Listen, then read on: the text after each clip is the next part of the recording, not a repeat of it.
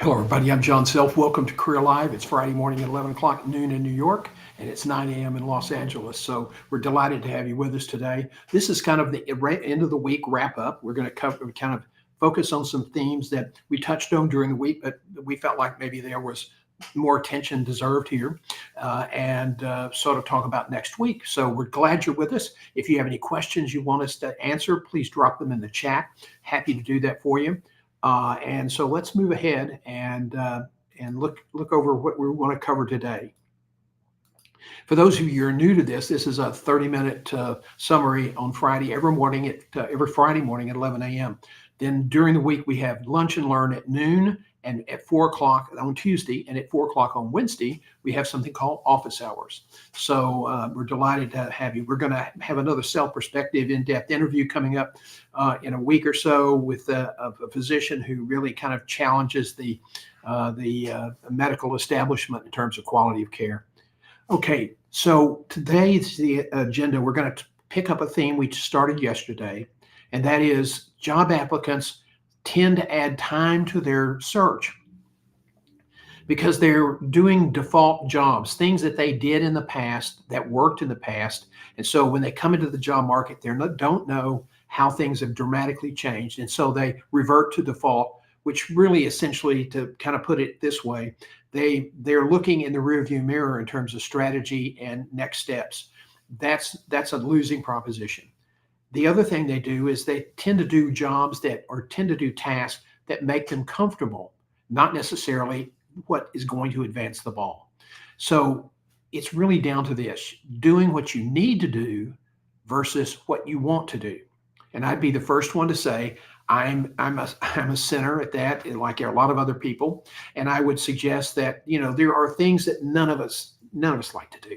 I mean, I was a great business developer, but I was really not very good at cold calling because I didn't like it.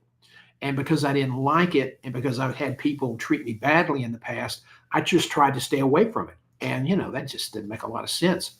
So doing what you need to do versus what you want to do.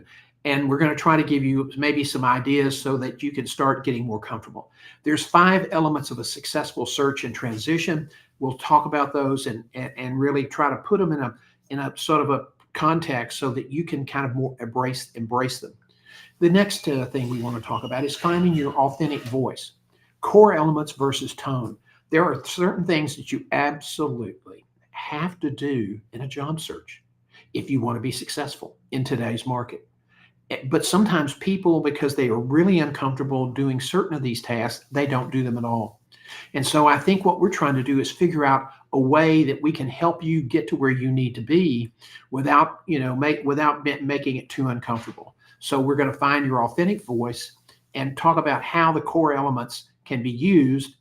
And you don't have to be the used car salesman. The tone that you approach it with is pretty important.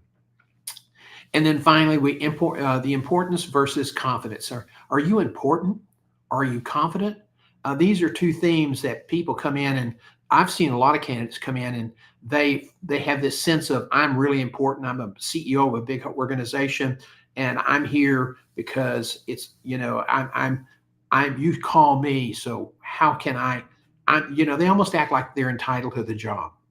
So there's a difference between that self-importance and confidence. We want confidence, approachable confidence. And then if you have any questions at the end, I'm happy to take those questions for you. So let's first of all talk about our community. We are creating a membership community. We've done a beta test. We've had 10 members, and people kind of like this. And so what we want to do is encourage you to subscribe. And people say, well, what do I get for my monthly subscription? Well, I'm going to give you an example in just a minute, but to subscribe, it's $250 enrollment fee and then $79 a month. And we'll talk about the benefits, and there are substantial benefits coming to you. You're going to get access to our 2 weekly coaching sessions. Those are available to everyone now, but once we hit our targets For membership, those will be member-only events, group coaching. So if you like what we're doing on Tuesday and Wednesday and feel that's helpful and you want continued access to it, then you're going to need to become a member. You will also get 3 or 4 30-minute check-in calls per month. You have access to our pre-recorded online courses that we now are positioning as kind of resource materials, because most of our coaching going forward will be live one-on-one. And finally, you get our commitment to helping you elevate your career through a variety of things: new programs, new courses, special speakers, and most importantly, not most importantly, but certainly a 5-day-a-week newsletter that focuses on some context of the recruiting process. So we hope you'll join us. You can find us at johngself.com and click the red ribbon on the right side of the page, and that'll take you to the membership sign up. Now, today is the last day you can pre-register for the masterclass on interviewing. A lot of people get frustrated because they go through all of the hoops. They jump through hoops, frontwards, backwards, sideways. They get to the interview, and then they get the phone call that just is a killer. Well, John, we decided to go in a different direction. I hated that line when I was a recruiter. I used it sometimes because it was a way to sort of bring that to closure without having to get into too many details. In our coaching course, we're going to give you the feedback you want and you need. So it's an 8-week course. It's intensive one-on-one live coaching each week. There'll be a couple of weeks where you may have 2 or 3 coaching sessions. You will get to control when we have the coaching sessions. You'll have access to our schedule. We're going to help you go through and develop your value brand statement. I can tell you from personal experience of interviewing thousands and thousands of executives across the globe that people who understand their value, they have a value proposition. We call it a value brand statement because it's easier to say. Come into the interview, they're more focused. Their resume, which is the first interview, is more focused. Speaking of your first interview, we will even, in this interview course, we're going to look at it, your resume. We'll tell you if you got some problems with it, but we're really going to be honing in on your value. Is your resume communicating your value? There will be 5 mock interviews, and these are going to be rigorous. They'll have a lot of behavior and values questions, and then after we finish, I'll take some time to review the tape and then get back with you and give you some constructive comments from a recruiter's perspective. I've done dozens and dozens and dozens and dozens, hundreds of searches in my career. And I know what clients want, and I know how you have to say things and communicate issues to slip into that sort of preferred role. So we'll have 5 mock interviews. Each one of our coaching sessions will be recorded. You'll get a video, and you'll get our notes, AI generated notes following the end of the session. We're going to teach you how to strengthen your presence and your presentation. One of the things we have noticed over the years is candidates come in and they basically think the interview is about answering questions. And some will kind of give me an insight of how they did things, but most of the time it's reciting facts, okay? And what you need to do in today's market in order to really get people's attention is that you have to wrap those facts in stories. And we're going to teach you how to do that. People remember stories. One of the reasons I'm a big devotee of the storytelling in the interview is because people are hired based on the hiring managers. Do they like you? Do they trust you? So we're going to teach you techniques to build that. And then finally, we're going to teach you the art of the close. And that's really important. People don't do that very often. One of the other things you're going to see is we're going to really help you elevate your self-confidence and your presence, because that translates into self-awareness. And that is a key ingredient for interviewing success. If you're self-aware, you're going to be able to read the interviewer, you're going to be able to read the panel more effectively and respond more effectively. And that's really, really important. We're also going to really focus on the impact of your delivery. There is a performative art involved in interviewing. And as I said earlier, we're going to use stories. We're going to teach you techniques to foster trust and likability. And we're going to help you develop some confidence in closing the deal. Do you know how many times in 27 years I had a CEO that said, John, you can tell the client that I can do this job. I can deliver what they're looking for. I guarantee it. Exactly 0 times. Nobody ever did that because they thought it was too pretentious. Well, in today's market, when you've got thousands of people applying for one job, you've got to be more aggressive. You absolutely have to be more aggressive. This is the worst management executive job market I've seen in decades. Say maybe 2008, 2009. When you apply for a management or executive job across all 11 sectors of business, you're going to be competing against hundreds of other people.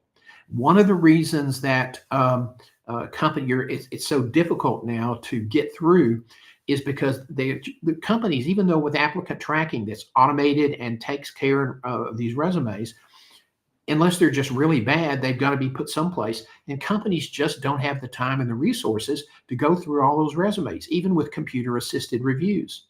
And so they're really moving away from the traditional approach. And you're going to see them go more and more, not to making phone calls and posting stuff and advertising jobs.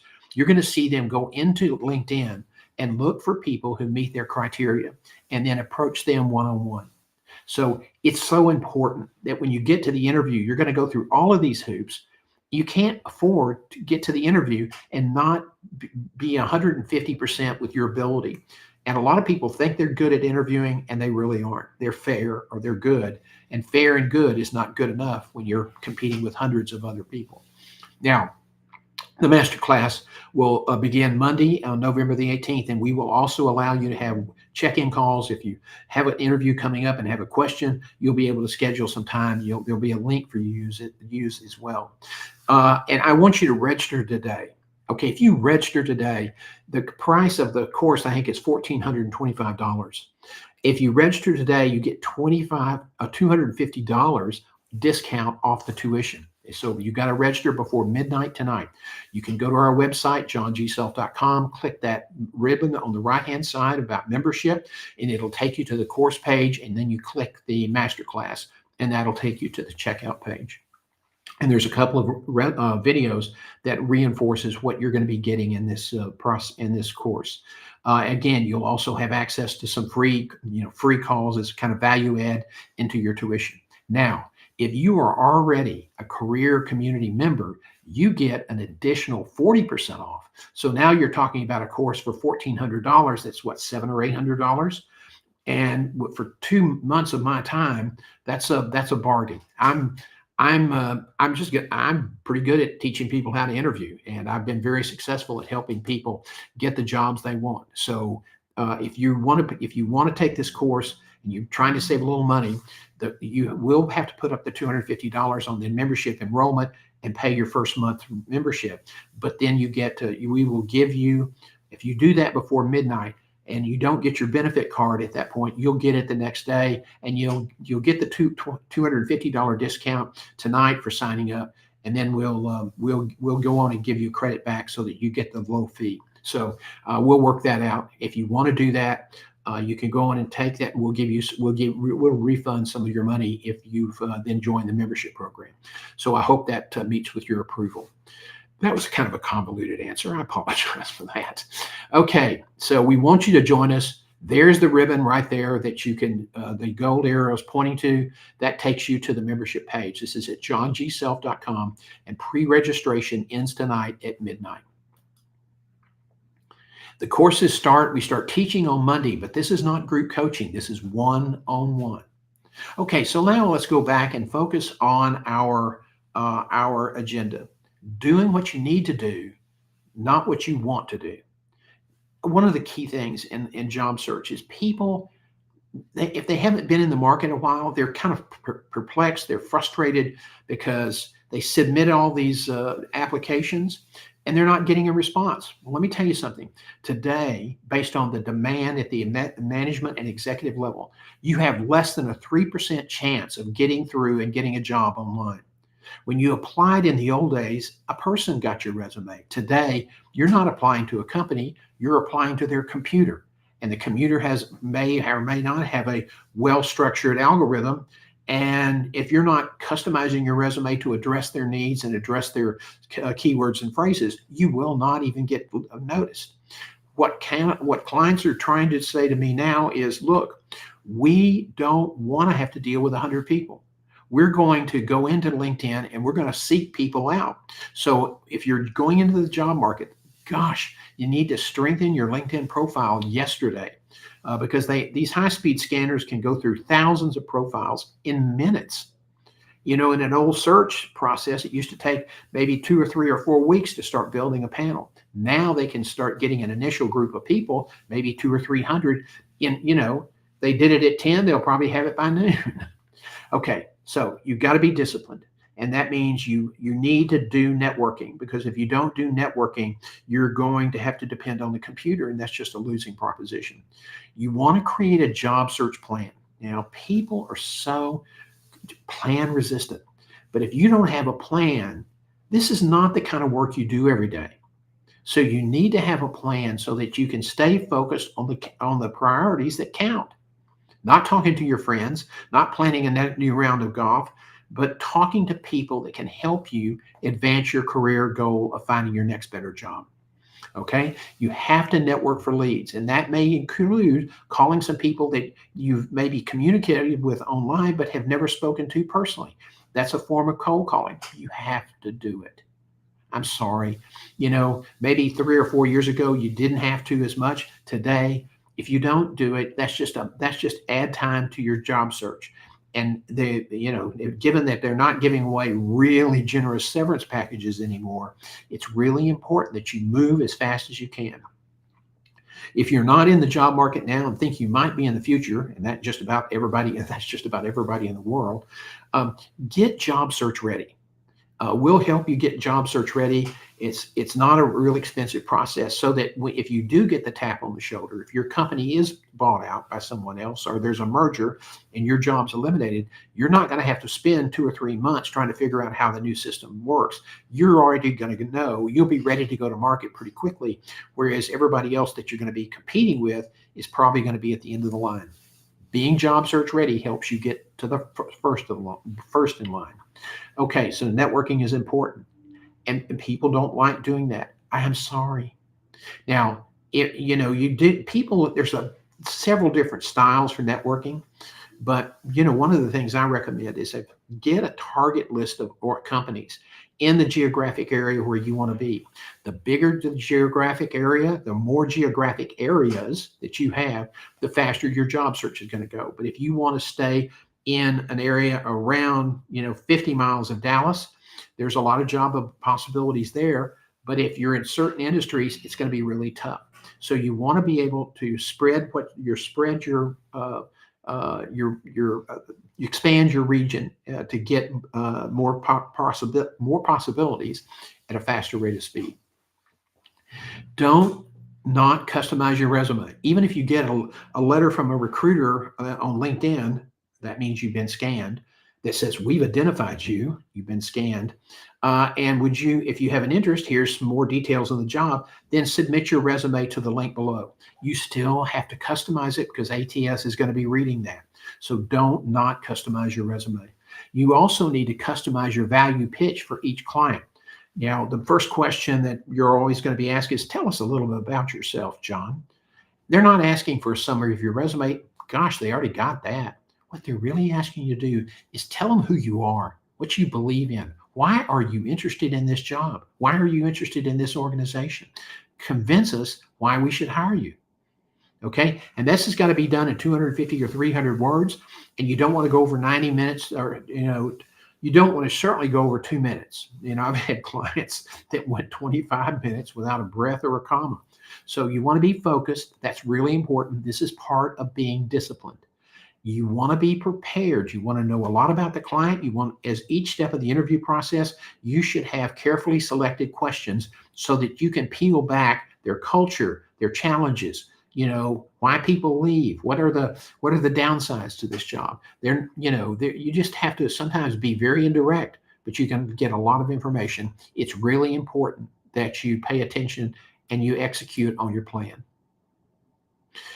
So the next thing I want to talk about briefly is finding your voice.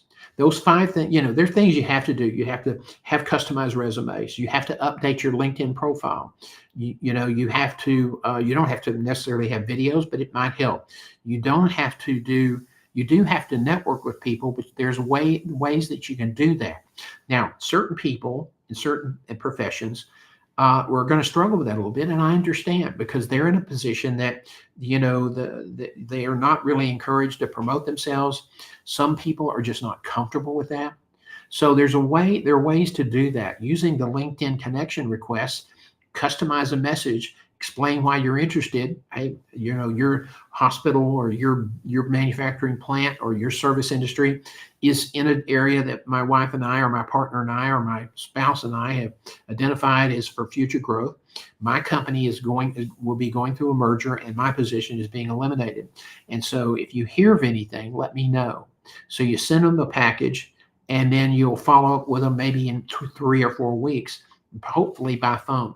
But maybe 2 or 3 times you're going to maybe suggest you'll swap a video using one of the BombBomb or SendSpark, where you can actually embed videos into DMs.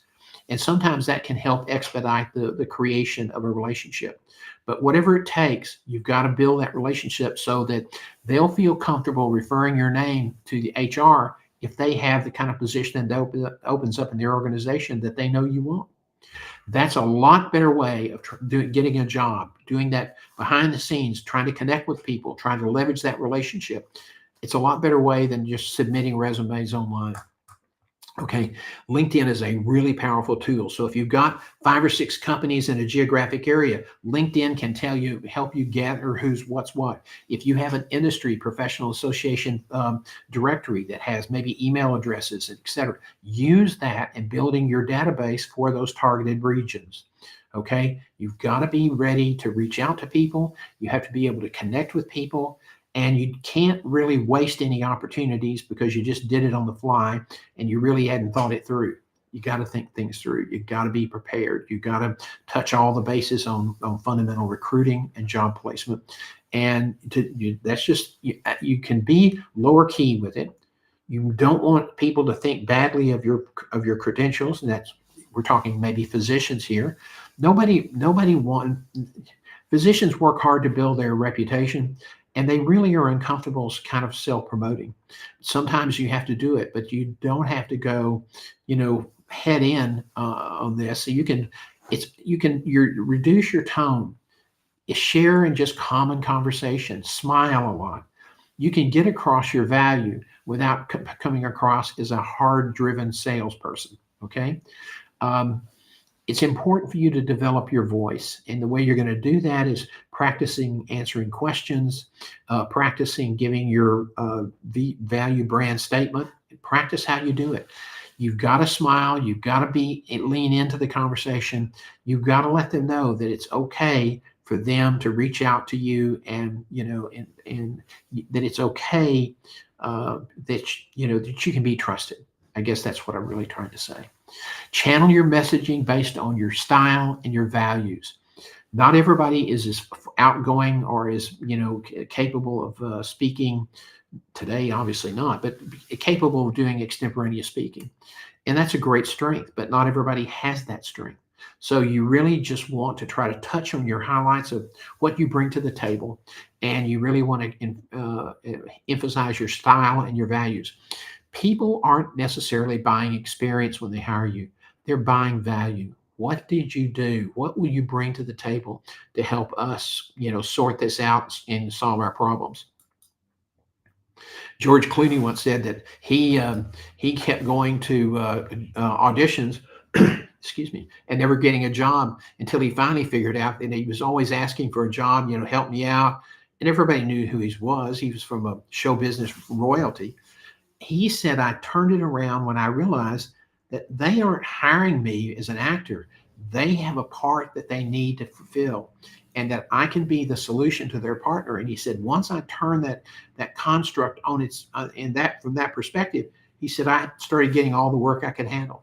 So I think that may not be exactly the case for your industry, but I think again, it is something that you have to do. You have to be available, you have to be approachable, And and you have to be likable. People want to like you and trust you. So now let's look at number 3, importance versus confidence. Don't come in important. That's always laced with arrogance. You want to avoid that. It's okay to be confident. It's okay to tell your story and brag a little bit, but do it in a low key way so that it is the point's evident, but it doesn't sound like you're too self serving. And if you drive to the table saying I'm really important, you guys ought to be lucky that I'm even considering this position. That's not going to go well, and it's people are going to be able to read through it left, right, and center. Some of the greatest people in the world are, in their interviews, they are confident. The reason they're confident is because they did the preparation. They've got their value brand statement down. It's great to interview people like that are confident, that are well prepared, that are focused in their answers. This is what you're striving for: confidence, approachable confidence. Offer them warm reassurance. Yes, I can do this job, or yes, there's things that you have talked about that I'm completely comfortable with. I can do this job. And do it in a way so that they feel good about who you are as a candidate. They didn't bring you in to reject you. They brought you in because they were looking for a reason to hire you, and you need to give them one. So if you have any questions, I'm certainly happy to take any of those. It's a Friday, and sometimes we don't get many questions today. One did come in that said, people use the word CV and resume, and we get this all the time. A CV is an academic, record of your degrees, of your accomplishments, of your research, of your articles. It will have jobs in there, but it's not easy to find them, and it's not easy to track your career with a curriculum vitae. So call it a resume is a resume, and the most preferred form of resume is the chronological resume. You can download a resume guide from our webpage, johngself.com. Click the membership button, and it's a free download that you can take advantage of. I think we've had 8 or 10 people in the last 2 days that have downloaded that resume guide. And we also have things to help you learn how to tell stories. If you've gone to several jobs and you haven't been picked up, I think you ought to invest some time and money to learn how to become, a tip-top interview, somebody who really can take your experience and meld it into your value and give examples. I think that's kind of what's happening today, and that's what people are looking for. John, when should I send my references? We've answered that several times, and don't send the references unless they ask for them. Now, sometimes they'll today's kind of one of those days. They'll ask you to submit on the front end. If they do, fine, submit the resume and then submit the references afterwards. If they don't ask for a cover letter, don't send a cover letter, because that could screw up the ATS. Your cover letter should never include valuable accomplishments that you don't have in your resume, because people may never read the cover letter. Sometimes they require it and then they don't read it. So, that's kind of crazy, but that happens too. So don't put something in your resume that really is a great accomplishment that's not in your resume, because the resume, if it ain't there, you didn't do it. So that's something that you want to consider. One last question. How long is the job search now? It really depends. If you're a manager, it's going to probably be 4 to 8 months, maybe 5 to 9 months. If you're an executive, that's where it's really a bottleneck right now, because so many people are looking. Companies realized they didn't need to have as many executive positions as they did. And the pandemic, when they let people furloughed them or put them on leave of absence, they realized that, and a lot of those furloughs were converted to layoffs.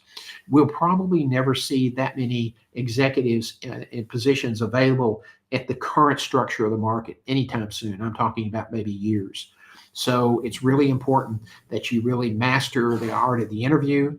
And that when you submit a resume, it's to a recruiter, whatever, it's probably going to take 8 to 14 months to find a job. So it's just the way it is. I wish it wasn't that way. Okay, everybody, I think that's pretty much all the time we have today.